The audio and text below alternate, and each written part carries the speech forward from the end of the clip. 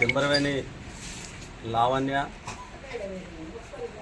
వారి కుటుంబాన్ని ఆదుకోవాలనేటువంటి ఒక ప్రయత్నంలో భాగంగా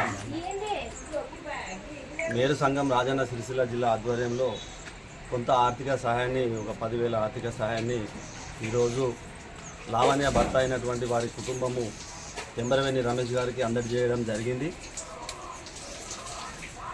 టెంబరవేణి లావణ్య గారు గత కొన్ని రోజుల నుండి అనారోగ్య పాలై హాస్పిటల్లో చూపించుకోలేనటువంటి ఆర్థిక స్తోమత లేక, అయినప్పటికీ కూడా కరీంనగర్ ఉన్నత హాస్పిటల్, ప్రైవేట్ హాస్పిటల్లో చూపించుకొని 4-5 లక్షల రూపాయలు అక్కడక్కడ అప్పులు చేసి వారి భార్యను రక్షించుకోవాలనేటువంటి ప్రయత్నంలో రమేష్ గారు చాలా ప్రయత్నం చేసినప్పటికీ కూడా వారి భార్యను కోల్పోయినారు.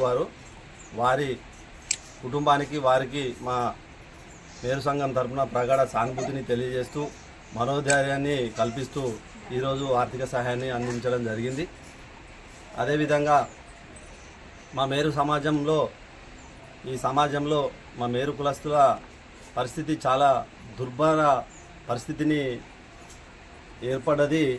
ఇటువంటి సందర్భంలో ఈ బట్టలు కుట్టుకునేటువంటి పాయింటు, షర్టు, జాకెట్ ఇట్లాంటి వృత్తి మా మేరోలో వృత్తే కాబట్టి ఇది హైజాక్ అయ్యి అన్ని వర్గాల ప్రజలు, అన్ని కులస్తులు ఈ వృత్తిని నేర్చుకోవడం వల్ల మా కులస్తులకు పూర్తిగా సమాజంలో గుర్తింపు లేనటువంటి పరిస్థితి ఏర్పడ్డది.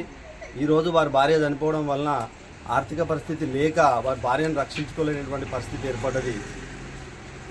కావున ప్రభుత్వము, పాలకవర్గ నాయకులు కానీ ప్రభుత్వము మా మేరు కులస్తులను గుర్తించి ఇట్లాంటి పేదవారిని ఆదుకొని వారి కుటుంబాలకు బాసటగా ఉండాల్సిన అవసరం ఎంతైనా ఉంది. కాబట్టి ప్రభుత్వానికి మా మేరు కులస్తుల అందరి పక్షాన యావత్ తెలంగాణలో మా మేరు సమాజము ఎదుర్కొంటున్నటువంటి సమస్యలు ఎన్నో ఉన్నాయి.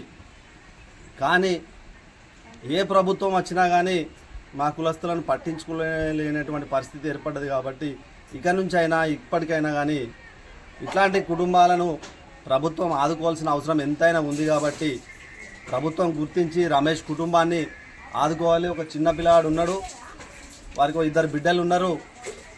చిన్న పిల్లాన్ని కూడా చదివించుకోలేనటువంటి స్థితిలో ఉన్నారు. కాబట్టి ఏదన్నా ప్రభుత్వ మంచి కార్పొరేట్కి సంబంధించిన గురుకుల సంబంధించినటువంటి పాఠశాలలో వారికి అడ్మిషన్ ఇచ్చి వారికి ఆ పిల్లానికి ప్రభుత్వం అండదండలు అందించాలని, స్థానికంగా ఉండేటువంటి కౌన్సిలర్ కావచ్చు, రాజకీయ నాయకులు కావచ్చు, రాష్ట్ర ప్రభుత్వం కావచ్చు, ఈ సిరిసిల్ల నియోజకవర్గ ప్రభుత్వంగా నాయకులు కావచ్చు, ఈ కుటుంబాన్ని ఆదుకోవాలని ఒకసారి వాళ్ళందరికీ విజ్ఞప్తి చేస్తూ వీరి కుటుంబానికి నా ప్రగాఢ సానుభూతిని తెలియజేస్తున్నాను.